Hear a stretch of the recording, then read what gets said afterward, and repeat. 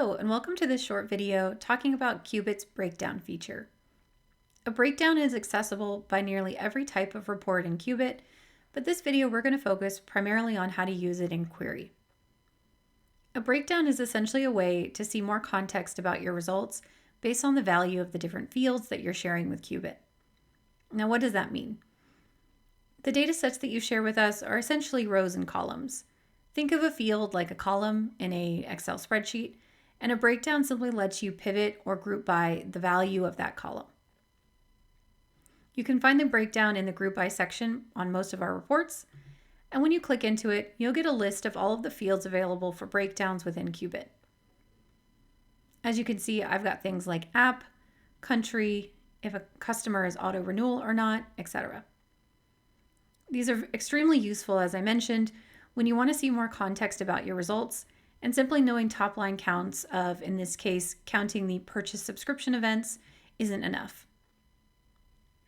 Let's say in this use case, I'm more interested in knowing who's purchasing subscriptions across the different platforms or apps that I have.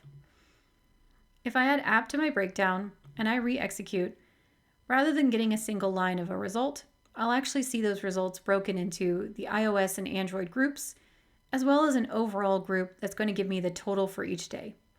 So this lets me understand of the entire 372 users who purchased subscriptions, 222 of those subscriptions were purchased on iOS and 150 were on Android. Another great thing about breakdowns is our ability to bin them.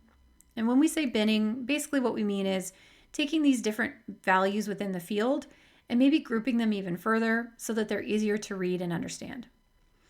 App might be a bit simplistic of an example, but let's take something like country. If I change this to country and execute this, what I'll end up getting is a list of all of the countries that my platform is available in. As you can see, the list can grow quite long. And if I scroll below, I even see a table with a further 100 or 69 countries. This can be difficult to understand because in reality, when I think about measuring my results, I really think of it in terms of North America, Europe, and the rest of the world. Rather than going to a data center or data scientist and saying, hey, can you please build me a new column that groups these countries, I could use the binning feature in Kubit and do it directly from the UI. If I click on my bins, I can see that I have the option to do a custom value. And basically what I'm going to have access to is to be able to create these different bins based on the values in this field. So as an example, if I wanted to create a North America group, I could use the US, Canada, and Mexico. And I can come in and rename it to North America.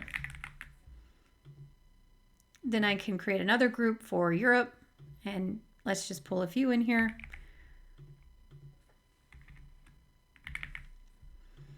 And now I have my Europe group. Let me edit that name really quickly and call it Europe. I can continue to make groups, or I can simply just bucket everything else that I've not defined above into an other bucket. Once I hit confirm and I re-execute, now rather than getting all of the discrete countries, I'm actually going to get my 3 groups that I created above: North America, Europe, and other. This makes analyzing this data a lot easier, and you can quickly iterate on the right groupings based on the bins that you've built. If I need to come up and change them, I can simply click my bin icon and make whatever necessary changes or even add additional bins. This is also incredibly useful when you're breaking down by a numerical value, and you can bin based on ranges of numbers. So maybe you're breaking down by a price or a quantity, and you want to understand how many people purchase between 0 and 5.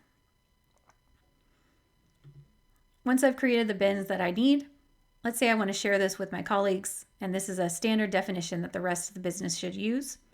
I'm able to save this bin and give it a name like countries.